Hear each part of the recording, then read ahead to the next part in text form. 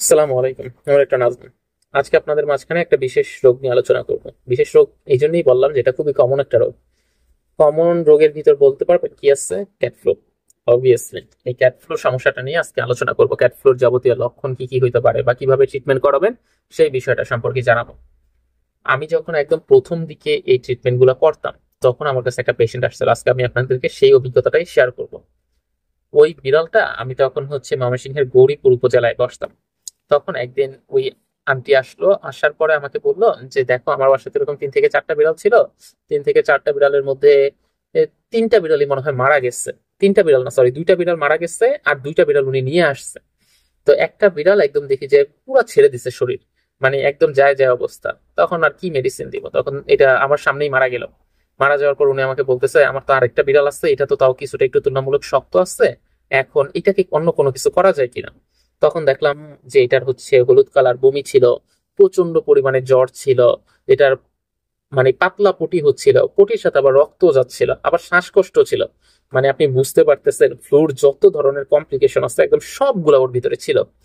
এখন তাও আবার ওই বিড়ালটার একটা ইয়া হচ্ছে কি, ওইটা সবার শেষে আক্রান্ত হয়েছে, মানে ওইটা যেদিন ফ্লু আক্রান্ত হয়েছে ঠিক তার পরের দিন উনি ট্রিটমেন্ট করাতে নিয়ে আসছে। আগের গুলো তো সব মারাই গেছে, এবং একটা তো বললাম যে আমার সামনেই মারা গেল।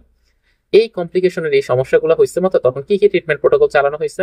তখন ওকে, ও তো মুখে খাইতে পারবে না, বমি তো হচ্ছেই ওর। এজন্য সাধারণত ওকে বমি বন্ধ করার একটা ওষুধ দেওয়া হয়েছে, ওকে ডিএনএস দেওয়া হয়েছে, ওকে অ্যামাইনোভিট, এই টাইপের মেডিসিন গুলো ওকে প্রোভাইড করা হয়েছে। এবং ওই ট্রিটমেন্টটা বেশ মনে হয় 10 থেকে 12 দিন উনি যখন গ্রহণ করছে, আস্তে আস্তে দেখা গেছে ক্যাট ফ্লু থেকে ওনার বিড়ালটা একদম সম্পূর্ণরূপে সুস্থ হয়ে গেছে। এই জন্য আপনি যদি এরকম ক্যাট ফ্লুতে আপনার বিড়ালটা আক্রান্ত হয়, এবং আপনি যদি প্রথম কয়েকদিনের মধ্যে এই এই মানে ক্যাট ফ্লু ট্রিটমেন্টটা শুরু করতে পারেন, তখন দেখবেন যে আপনার বিড়াল পুরোপুরি সুস্থ হয়ে যাবে। যদিও নিশ্চয়তা দেওয়া যায় না, কারণ এটা আমরাই বলে থাকি যে ক্যাট ফ্লুতে আক্রান্ত হলে সাধারণত 90% বিড়ালই মারা যায়। কিন্তু প্রপার ট্রিটমেন্টের ব্যবস্থা যদি আপনি করেন, ওনার যদি আলটিমেটলি সচেতন থাকে। আমি ওই আন্টিকে দেখছিলাম একদম পুরো সচেতন, উনি খুবই প্রত্যন্ত একটা উপজেলা, গৌরীপুর, ময়মনসিংহের। সেইখানে প্রত্যেক দিন আলটিমেটলি নিয়ে আসতেন, এবং প্রত্যেক দিন নিয়ে এসে বিড়ালটাকে অনেকক্ষণ যাবত এই ওষুধগুলো একটার পর একটা মেডিসিন উনি দিতেন। যার কারণে ওনার বিড়ালটা দেখা গেছে যে খুব দ্রুতই 10 থেকে 12 দিনের মাথায় আস্তে আস্তে সুস্থ হয়ে গেছে। এবং এরপর থেকে যত এরকম ভাবে এই ক্যাট ফ্লু ট্রিটমেন্ট করা হয়েছে, most of the ultimately recovery করে গেছে, যদি আপনি ঠিকঠাক মতো এই কাজগুলো করতে পারেন। তবে এইখানে বুঝতেই পারতেছেন, ক্যাট ফ্লু ওই যে মরণঘাতী রোগ বললাম, এই জন্য ওর বডি তো ছেড়ে দিবে, আপনাকে ইনজেক্টেবল ফর্মে দিতে হবে। এখানে কোনো স্যার আমি তো ইনজেকশন ব্যবহার করতে পারবো না, আমার তো সিরাপ একটু লিখে দেন, ট্যাবলেট লিখে দেন, এগুলো তো আসলে এখানে কাজ হবে না। ক্যাট ফ্লু এমন একটা রোগ যেখানে আপনার ইনজেক্টেবল ফর্মে যদি মেডিসিন গুলাকে শুরু না করেন, তাহলে আর এটা বাঁচানোর সম্ভাবনা খুব কম।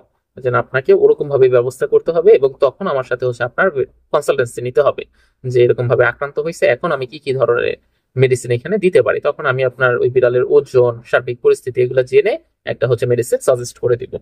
তো ধন্যবাদ সবাইকে।